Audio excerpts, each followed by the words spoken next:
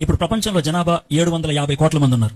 ఒకవేళ ఒక బాబు గాని పాప గాని ఈ క్షణాన్ని పుట్టినా 100 సంవత్సరాల తర్వాత ఆ బాబు కూడా చచ్చిపోతాడు.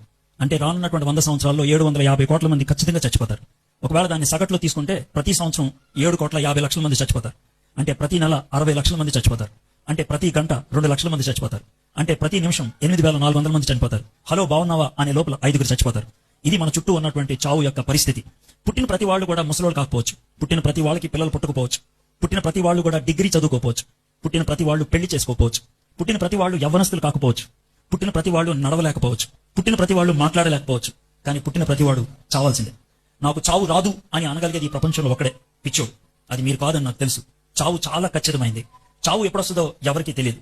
కొంతమంది మామూలుగా ముసలి వాళ్లే చనిపోతారు. కొంతమంది ఆకస్మికంగా చనిపోతారు. కొంతమంది సిద్ధపడి చనిపోతారు. కొంతమంది సిద్ధపాటు లేకుండా చనిపోతారు.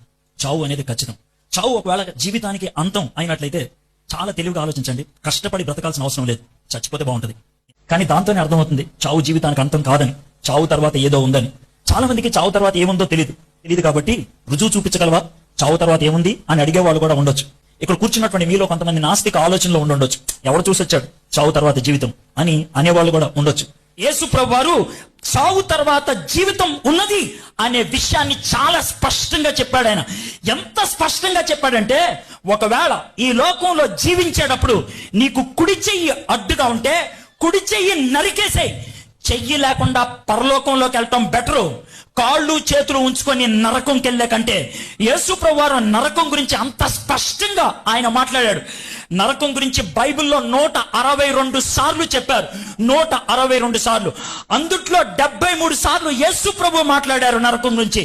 73 సార్లు యేసు ప్రభువారు నరకం గురించి ఎక్కువ మాట్లాడారు పరలోకం గురించి కంటే. ఎందుకో తెలుసా? నరకం అంత భయానకమైంది, అంత దరిద్రమైంది, అంత కష్టమైంది. నరకంలో బాధ ఉంటది. ఎవడికి తెలుసు అంటామేమో, దేవుడికి తెలుసు.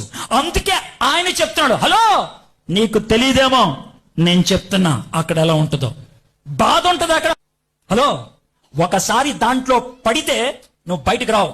యేసు ప్రభువారు ఇంకొక మాట చెప్పాడు. మీలో కొంతమంది అనుకుంటా సార్, అంత బాధ తట్టుకోలేక పేక విసిగి చచ్చిపోతానమ్మా అని అనుకుంటావేమో నువ్వు. అందుకే ఏమన్నా తెలుసా, పురుగు చావదు, అగ్ని ఆరదు. చావు, నీకు ఇంకా చావు లేదు. నువ్వు భరించాల్సిందే. నువ్వు భరించాల్సిందే. దాంట్లోంచి బయటకు రావడానికి అవకాశం లేదు. నీ శరీరం అలా కుళ్ళిపోవాల్సిందే, అలాగా దహించబడ